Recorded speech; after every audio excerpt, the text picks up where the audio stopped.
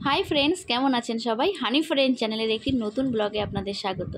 तो एखन सकाल 9:30 बाजे सेजे गुजे रास्तार धारे दाड़िये आछि और ओई देखा जाच्छे आमार बाड़ीटा। सब मा बाबा शशुर शाशुड़ी सबाई आछेन।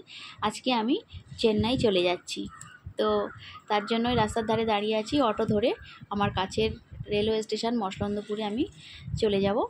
तो बाबा मा एबं शशुर शाशुड़ी आमाके एगिয়ে दिते एसेছে। तो चले एसेছিলাম मसलंदपुर आमार काछे रेलवे स्टेशन, जेटा आमार बाड़ी थेके 13 किलोमीटर दूरे।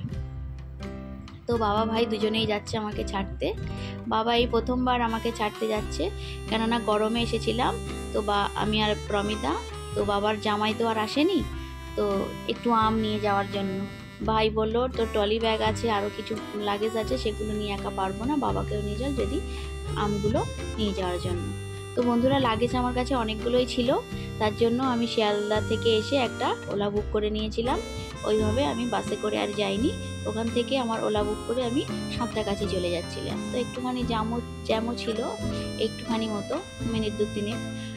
আর আজকে রবিবার আছে বলে রাস্তাগুলো একটু ফাঁকা ফাঁকাই আছে, অতটা জ্যাম নেই। আর আমি যে ওলাটাকে বুক করেছিলাম, তো সেই ওলার ড্রাইভার দাদাটা খুব ভালো ছিল, আমাকে খুব সুন্দর ডিরেকশন দিয়েছিল।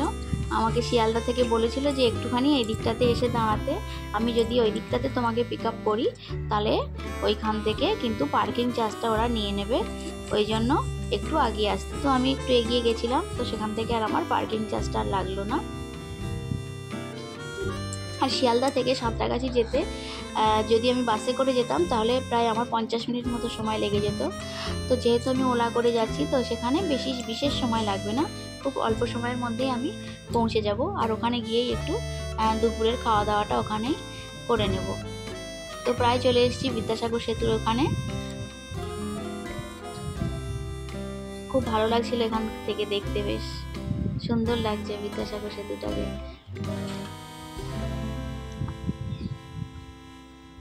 আর সঙ্গে ভাই আর বাবা যাচ্ছে আমাকে ছাড়তে। ওরা ওখান থেকে আমাকে ট্রেনে তুলে দিয়ে ওরা চলে আসবে বাড়িতে, আর আমি ওখান থেকে এবারে আস্তে আস্তে গড়াতে থাকবো চেন্নাইয়ের উদ্দেশ্যে। তো চলে এলাম আমার মাঝগঙ্গাতে, একটু গঙ্গা মাকে প্রণাম করে নিলাম। আর এদিকে আমরা একটু হোটেলে খাওয়া দাওয়া করে নিয়েছিলাম ওলা থেকে নেমে। আর এবার আস্তে আস্তে আমরা স্টেশনে দিকে পৌঁছে গেছি। দেখুন বাবা আমের ব্যাগটাকে নিয়ে মাথায় করে নিয়েই আসছে, মোটামুটি ভারও ছিল ভালোই। আর এই দেখুন সাঁতরাগাছিতে এসেই আমার দিদিভাইয়ের সাথেই দেখা হয়েছিল, আমাদের একসাথেই টিকিট কাটা ছিল, কিন্তু ওর কেবিন আমার কেবিনটা একটু আলাদা। তো এই গরমে আমরা খুব ঘেমে গেছিলাম, একটু বসে বসে একটু জুস ফুসও খেয়ে নিয়েছিলাম। এই দেখুন এদিকে আমার ট্রেনটাও চলে এসেছে। তো ভাই আর বাবাকে এবারে লাস্ট একটু বাই করে দিলাম, তো আসলাম। Bye bye Kolkata. আর দেখে ট্রেনটা কি সুন্দর ঝুকঝুক ঝুকঝুক করতে চলছিল। তো আমি ছিলাম B2 এ আর আমার দিদিভাই ছিল B4 এ। তো ও আমাকে একটু কাছে এসেছিল পরের দিন সকালে। দেখুন আমরা দুজনে মিলে একটু চাটা খেয়েছিলাম আর দিদিভাইয়ের সাথে একটু গল্পও করছিলাম। পাশের ওই কাকিমাটা ছিল বিহারের। তো এইভাবে করেই আমাদের জার্নিটা খুব সুন্দর ছিল। ও ফাইনালি আমরা পৌঁছে গেছি চেন্নাইতে। আর প্রমিতার বাবা আমাদেরকে নিতেও এসেছিল। আর প্রমিতা দেখুন তার বাবাকে তো পেয়ে খুব খুশি, এবং তার বাবা তাকে 2টো চিপসও কিনে দিয়েছিল, কেননা ফোনেতেই সে বলে দিয়েছিল বাবা আমার জন্য কিন্তু চিপস নিয়ে আসবে। আর ওর বাবা ওকে 2টো চিপস এনেছিল, কেননা আমার পাশের ঘরের দিদিভাই এবং তার মেয়েও ছিল। চলুন তাহলে বন্ধুরা এবারে ঘরে পৌঁছে যাওয়া যায়। দেখুন আমি ঘরে পৌঁছে গেছিলাম, একটু ঘরদোর মুছে আমার ব্যাগপত্রগুলো একটু জল দিয়ে মুছে তো আমি বাড়িতে এসে রান্নাও চাপিয়ে দিয়েছি। দেখুন ঘর থেকে আনা পটল আলু এবং প্রমিতার বাবা মাছও কিনে রেখেছিল, একটু মাছের ঝোল আর ভাত। তো রাত্রে এসে এটাই বানানো হলো। আর ঘর থেকে নিয়ে এসেছি দেখুন আমের ব্যাগটাকে দেখিয়েছিলাম, আমটাকে আর দেখানো হয়নি।